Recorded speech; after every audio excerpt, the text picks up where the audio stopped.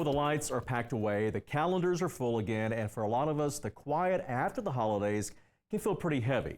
That post-holiday come down can actually bring stress, sadness, or a sense of loss, especially for those returning to the daily grind or carrying the weight of a pretty difficult year.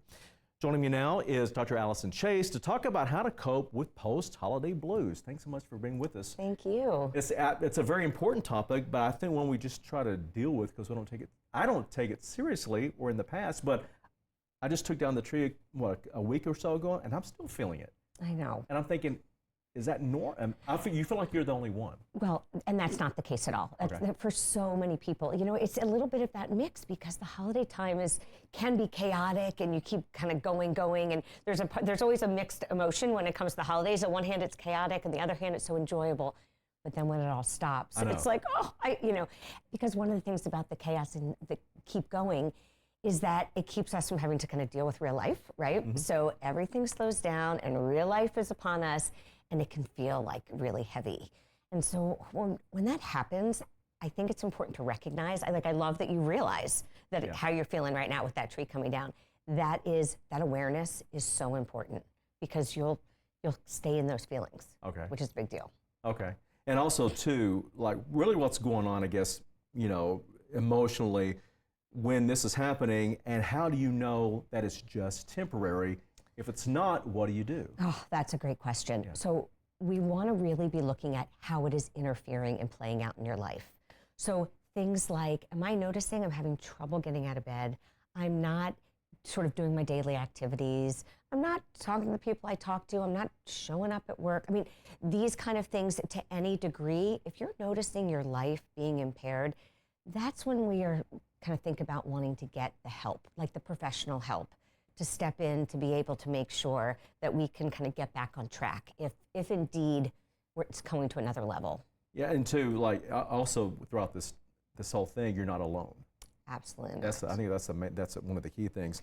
So for those who's experienced loss or major changes last year, the new year can feel overwhelming. So what are healthy ways to process, say, grief or something like that for the next 365 days?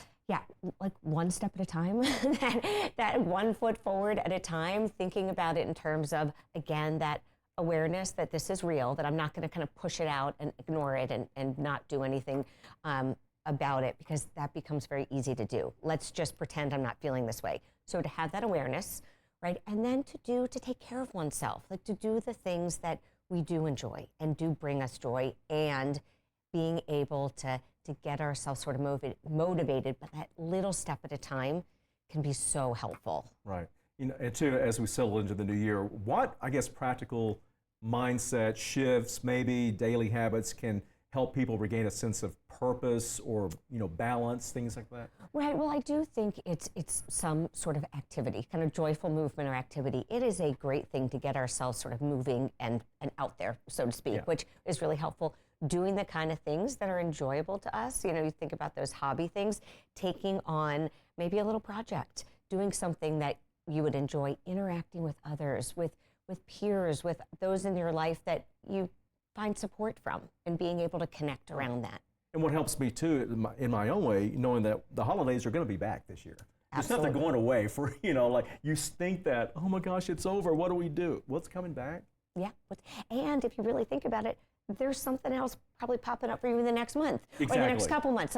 So we kind of set those little goals, or those, I don't even want to call them goals, but what we get to look forward to and what we get to kind of keep our eye on to keep moving forward to do that. Yeah, look forward to the next, if you will, just the next holiday. Something's going to pop up. Something is definitely good. That's what I tell myself. Something is going to pop up, and some days are going to be rough. So I want us to be realistic. Like, we're going to have tough days, and you know what?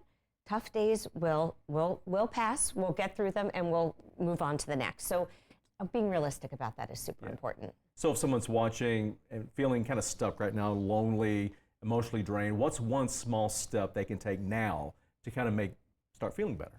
Well, I do want them to reach out to their support system. That's really important, to know that you're not alone.